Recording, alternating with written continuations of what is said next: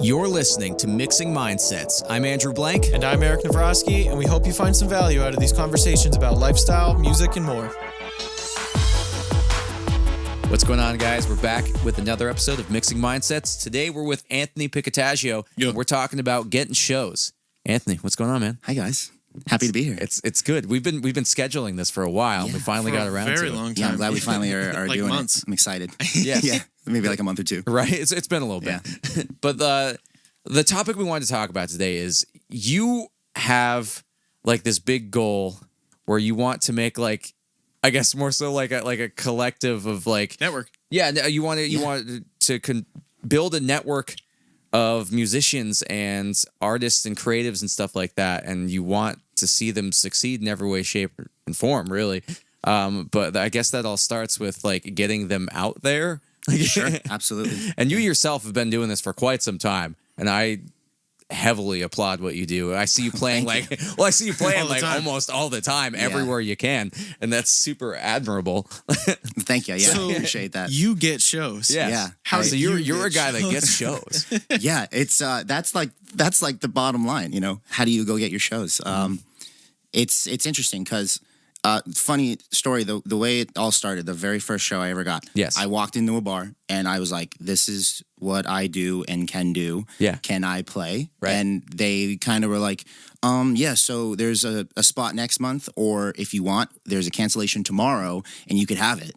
And I like wiped the sweat from my forehead and I'm like, tomorrow it is. Like, Yeah. let's go for it. Let's just do it. But I think it's important to, you have to understand what you're trying to sell. And, Yes. it's like a brand Did at the you end of the sell day. yourself that first time, or was this a free gig? It wasn't a free gig. I got paid for it. But like I walked First in there. time and getting paid. Yeah, right. Like I was very lucky. It's kind of crazy. Like I feel like a lot of people don't get that. And Right. after that, I ended up still playing free shows at times. Like you kind of just do it. You Exactly. know what I mean? Yeah. But Right. not that first one. Yeah. I just walked in there and like I spent a long time prior to it just practicing and understanding like what my set would kind of be like. Right. And I walked in there and just was confident in who I was and Yeah. what I could do. Yeah. Shook his hand, made eye contact, was polite, Right. and I think there's something about being personable. yeah. That like a lot of people tend, like as simple as it is, some people just don't get that. That like sometimes all you need to be is a friendly face, Right. and that's enough for someone Yeah. to be like, wow, that seems like a really genuine guy. I'm gonna give him a shot. That's kind of what it was, and that's kind of how he kind of explained it, down the road a little bit. And he was like, "You just came in, you seemed cool, nice, you weren't like you looked normal, like we kind of just went for it." Yeah. And similarly, that happened with other places. I walked into a couple other bars around town, and same story. Like one of the other ones was actually Franklin's on the square. Yep. Nice. Yeah. I walked in there and I was like, I've played a few shows, but like I'm from Mountaintop and I play these songs and that songs Yeah. and try to appeal to people. And he was like, let's go for it, man. That's awesome. And then, it just kind of worked out. And then Yeah. was able to build a relationship from there. And that's building your network right there. 100%. Yeah. Yeah. I mean, I definitely have a strong interest in educating people and showing them and teaching them like what kind of works, because I've been fortunate enough to experience that. Yes. Right. We all have we all have like bad situations that don't work out, of course, but like Right. I feel like I've been fortunate in my situations that have worked out. So things that work for me could work for other people. Yeah. For sure. And I feel like I'm in a position to kind of just share that knowledge. I feel like it all comes back to this like genuineness that we just talked about. Like at the source, you're just you yourself have this genuineness to you, well, and thanks. and this Stop. authenticity, Yeah. and you're like you're just a really nice guy. Wow. So, That's I great. mean, right? Like, I don't mean to like hype it up. It's just it's the truth. But Yeah. like, I think that resonates with so many people, and the fact that like you come in with pure good intentions and be like, hey, I want to help you. Like, Yeah. it's just it's a think- beautiful thing. Try to, I think yeah. people don't put enough effort into that relationship and into the personal side of things, into the you go and you meet a bar owner and cool, you ask to play, but then you get to know who that person is. Right. Guy or girl, how's your family? Like, Right. like how's X, Y, Z? When you start Yeah. making these personal connections, like people start noticing that, Yeah. and getting a show becomes, okay, cool. I play at bar A. but then bar A owner knows bar B owner and is like, hey, that guy's, pretty cool. You know, go over there, because he actually took time to care about who I am. Right. As a person, as whoever, whoever that person is, and I think like that speaks volumes. That is a very difficult thing to learn and to achieve. I remember being a lot younger. I was like 18, maybe 18, 19. And I was first going off to college, and I noticed in myself that I had really bad personable skills, I guess, because of my dad. Because we went to go see a professional drummer play at a local college, and my dad's like, "We're gonna go up, we're gonna say hi to her, we're gonna talk to her," and I just wouldn't. Yeah. And I was like, "No." Right. I was terrified. I guess instead of pushing myself out of my comfort zone, I just kind of clammed up and I just didn't do it. Yeah. And then he screamed at me. Yeah. And then, it was a lot of just like, yo, that was as wrong as possible. Like, you made yourself look like a jerk. You didn't meet somebody. And it really took that to heart. And I started thinking like, dang, I should have done that. Yeah. And to recognize it in yourself, recognize the fact that you might not be at that place yet. Maybe why you're not getting shows, why you're not quite there. To recognize it is extremely difficult, and to change it, maybe even harder. Yeah, absolutely. So like, I came from this place where I was not personable. I didn't, talk with people. I didn't develop relationships. And it wasn't until I recognized it in myself that I was like, oh, Yeah. I've got to change this. Yes. Yeah. That I started getting out there, and I started realizing, oh, now people are coming to me for the shows. I went out to a show, I played, in my band, and then I met somebody, and instead of just being like, okay, I played my set, goodbye, I left, I stuck around and I started talking with people. I developed a relationship with them, and then all of a sudden it's like, oh, they're asking me to play a show back, and then you go play that show, and then you do the same thing over, and it's, I feel like to do this music thing that we try to do, you can't do it without being personable. Absolutely. You can't get shows without being personable. I feel like, this message was is definitely directed to that younger introverted crowd. Yeah. I literally remember, because I was in that crowd. I did everything completely wrong in the to beginning. stay away. Yeah, well, legitimately, I didn't know anyone. I didn't know what to do. When we started Send Request, I was 17. You made me this triggered in my brain. Oh, yeah. I was 17 years old. I did not know a single person at all involved in music. So I did everything completely wrong. And I remember we recorded like our first song, and I spammed it all over Facebook on like people's walls and stuff like that.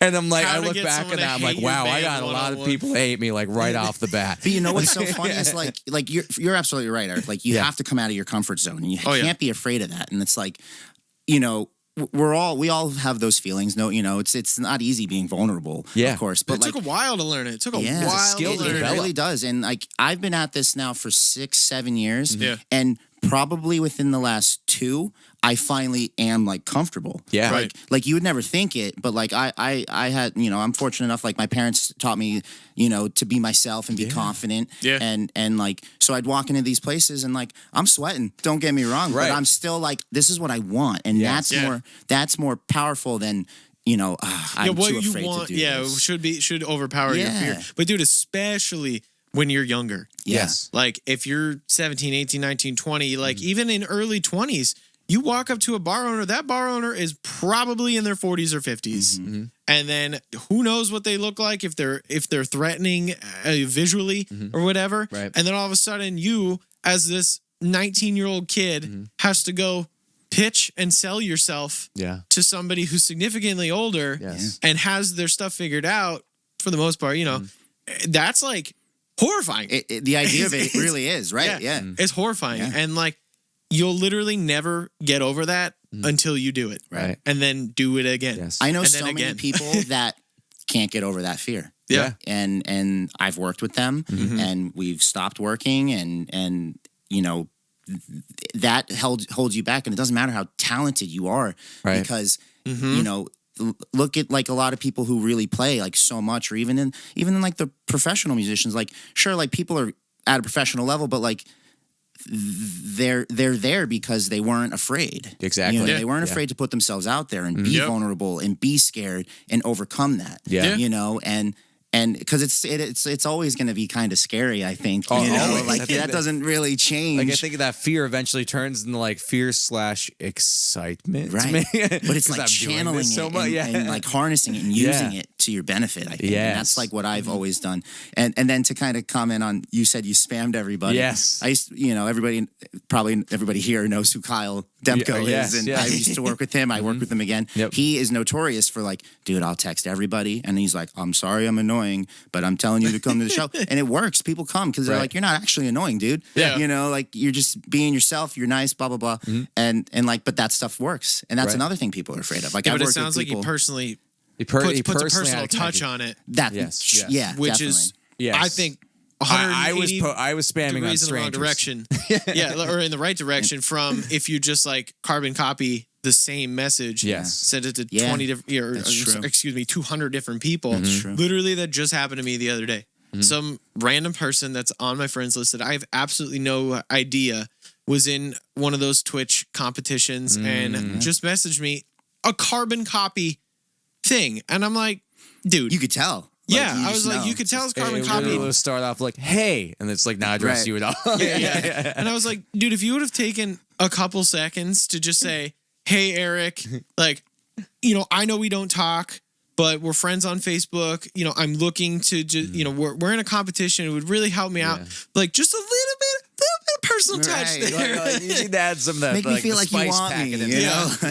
Would have make me feel special. Made me actually want to go out of my way and do something. Yeah. Now, funny enough, my Twitch got hacked, so I don't ever do any. Well, not hacked. Excuse me. Twitch used to be Curse.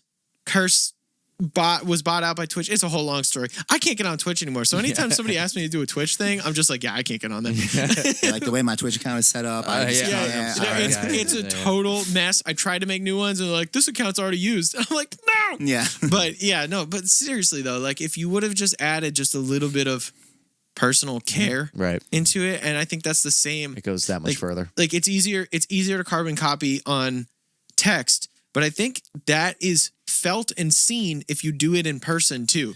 If you kind of just go and you're just like, and you're like a robot, you sort of give your speech, well, then the guy's like, well, okay, whatever. But then, and you're going to fail at it more than likely. Yes. You know, like, I guess you were one of the lucky ones who went in. I was so lucky, man. I can't say it enough. Man, this guy was sweating so bullets. Like, I should probably help him out. But it's interesting you bring that up too, because, the personal touch. It's like people ask me, like, how did you get shows? What can I do to go get a show? I want to play. And it's like, I'm like, walk into a bar. Yeah. Instead of Facebook messaging them, show your face. Yes. Shake their hand. Right. Look them in the eye. Like it makes a difference. They could put a face to it, and then you kind of go from there. Exactly. Or the Facebook message thing works very well too, but sometimes you get ignored. They're running a restaurant or a business, like they don't have time for this. So you have to be persistent and respectful at the same time, and that's doable. But I tell people, I'm like, try walking into a place and just that initial meeting, it'll go a long way. You want to play at that restaurant? Walk in, have a meal, prove them. Go spend money. Show them that you care. This place, and it's meaningful. It is personal.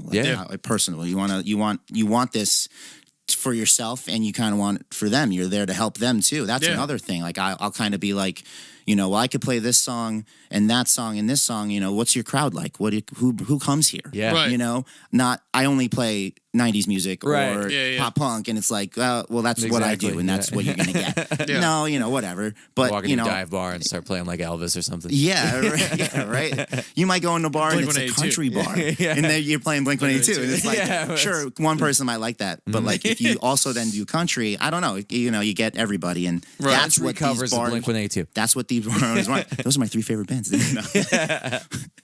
That's what they want, though. They want to hire somebody that will please all of their customers, because that's what they care about. Exactly. So I want to touch on something you mentioned. Being online, if you're not in person, but being persistent while also being respectful. I struggle with that so much. Every time I'm writing an email or text or something, I'm thinking to myself, oh, I'm annoying. Sure. I'm being annoying. Sure. And like, I don't want to bother this person. And like, I haven't gotten over that. Like, have you gotten over that? I think about it every time, but I don't care. I'm like, they're going to deal with it. It's just a fine line. No, truthfully, yeah. That's what it is. You know, it's like sometimes you need to enter that realm of spammy in order for anyone to even see the message. Yeah. Like someone needs to be like, wow, this is getting on my nerves.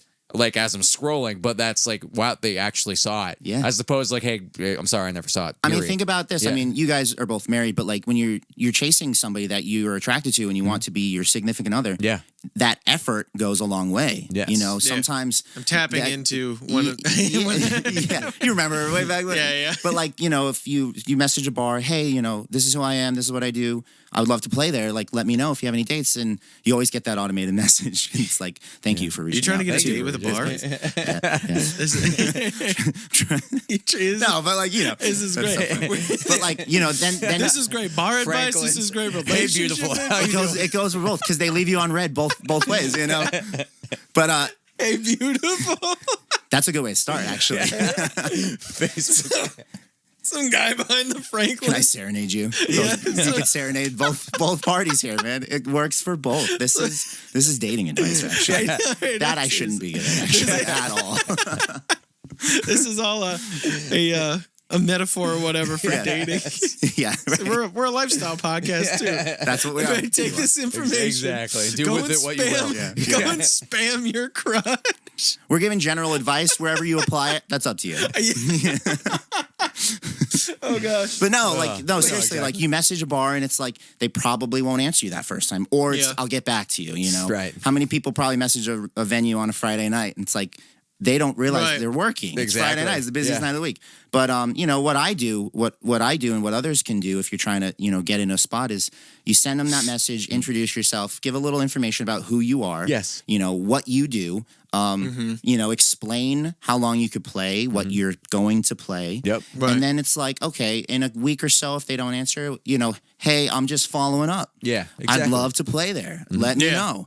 They don't answer you, maybe give them a phone call. Because what it is because you're right. It's you can't help but think like, I don't want to be annoying. I don't want to still feel like that. seem beggy. Right. Yeah. But like on the to kind of counter those thoughts, what I think is, again, like they're running a business. They're so busy. Like I'm not even on their radar. Yeah. Right. You know, so I want to put in that effort. I want to show them that I am interested. Right. You know, and I'm not Like, just I like want some this, Joe and Schmo. then- Yeah, like I want them to know that I want this, Yeah. you know, Right. and I think that is what is important because that's what they recognize that makes you kind of stand out. You know, Right. if I message you once and then they never hear from you again, it's like, Right. okay, well, whatever. Yeah. Yeah, But you if just your kinda name starts fell popping down the up, And at list the of everybody. foundational level, you know, Yeah. like you make a couple connections here, a couple connections there. All of a sudden, there's buzz around you, Right. And then all of a sudden, you have people reaching out to you. Yeah. Hey, I heard you played here. Like the crowd went well. Let's come down here. And like it just bounces off each other. And what lights that fire is that like, hey,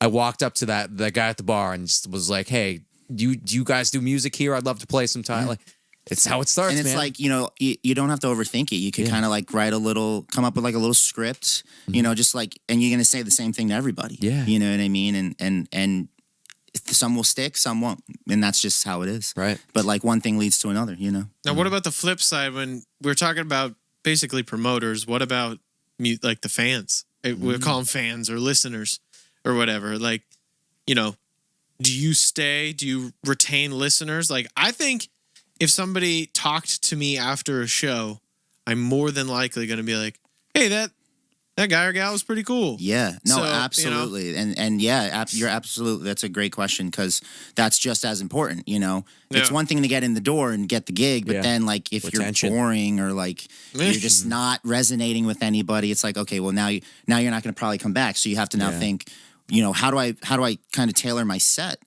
or my show to be fun? With them. How can I get back here? So like some of the things I do and some of the people I work with, the things we do is, you want to just talk and it's like it kind of same as talking to person who's going to book you. You know, you get up there, you play a song or two, you introduce yourself. Yeah. You know, you should stare at people in the eye, you know, like make it a connection, you know, like, you know, you could always give a little information about whatever you're playing, why this song's cool, like whatever. It's called All the Small Things. Yeah.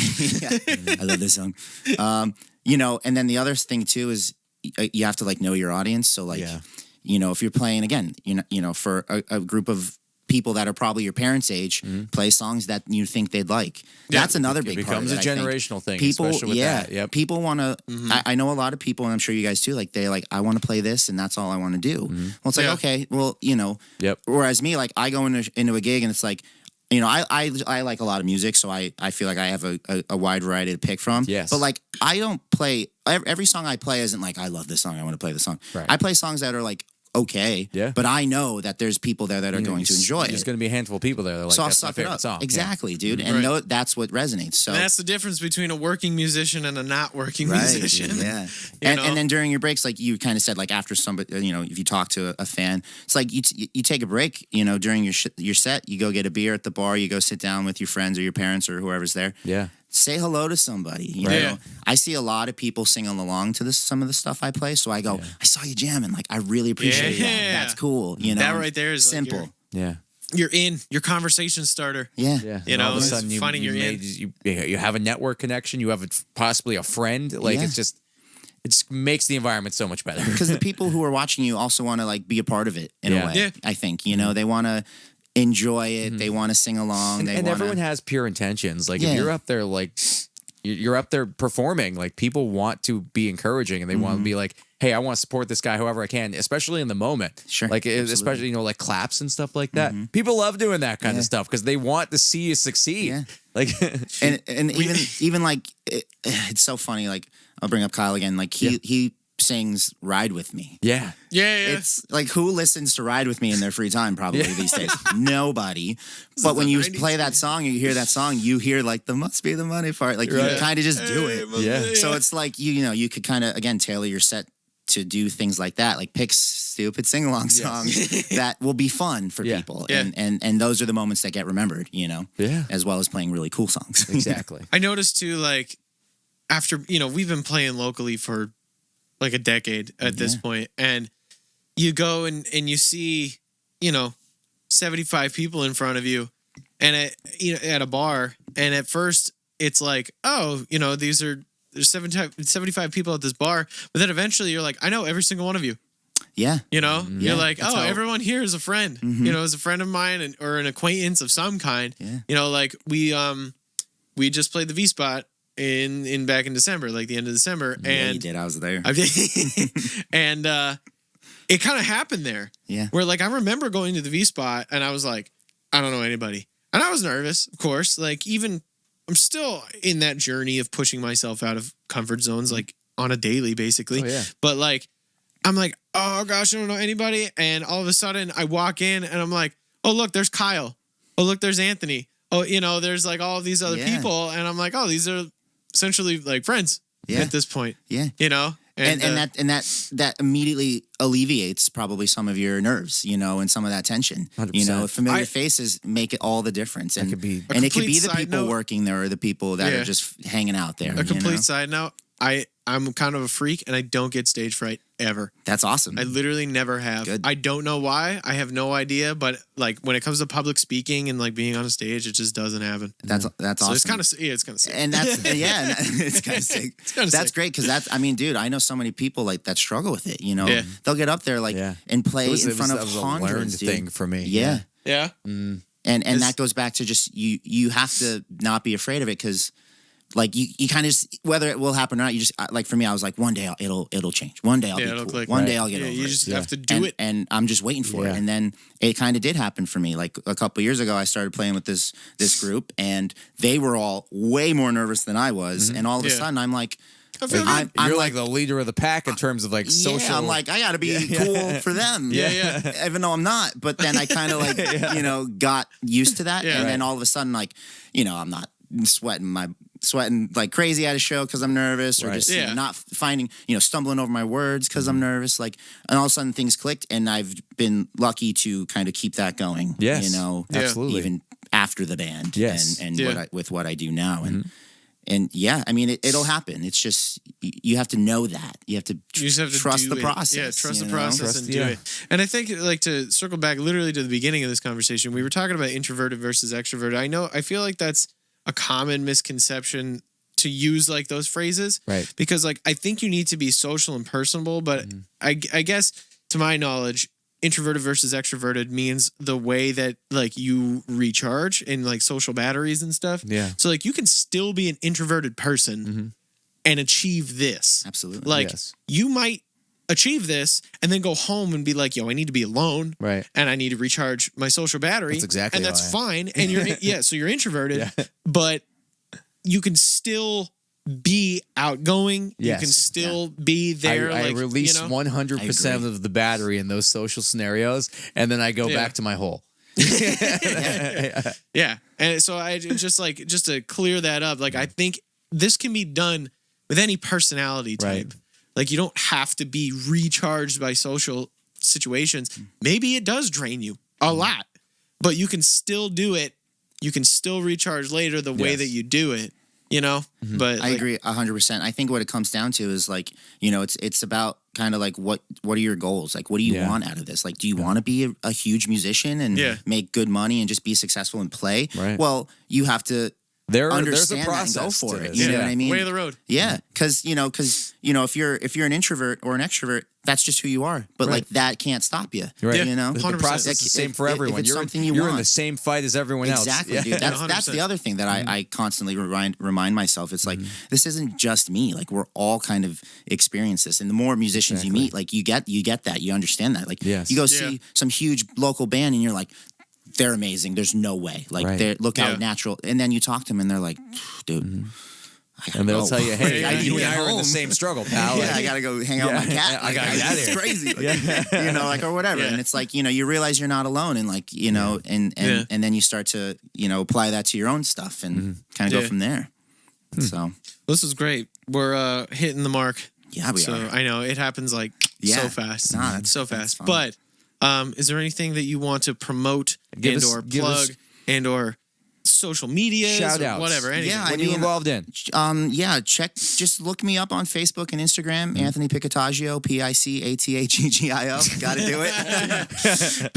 And you'll see what I'm up to. I'm in a couple bands, playing by myself, playing some duo stuff. You get around. It's all on there, man. You get I get around. around, You are a dude. working musician. I Somebody can see you try to play. play a lot, and I try to be helpful too, and I want to be like a resource, So For sure. Yes. I invite people to ask me questions. Yeah. Come see me. I work at Music Around. Come see me at Music Around. Hit You're the me guy, up on man. Facebook. We've dude. talked about this. You're the Yeah, guy. That would be I guess I'm music the guy. around in Wilkes-Barre. Yeah, PA. yeah, there it is. Reach out to Anthony Picataggio, ladies and gentlemen. I think it's all. I try to be DIY. Yeah. It's more power to you if you could do it by yourself. Yes, sir. So I love it. yeah. Okay. Well, thanks, guys. Thank you so much. Thanks for being here. Peace. Peace. Peace.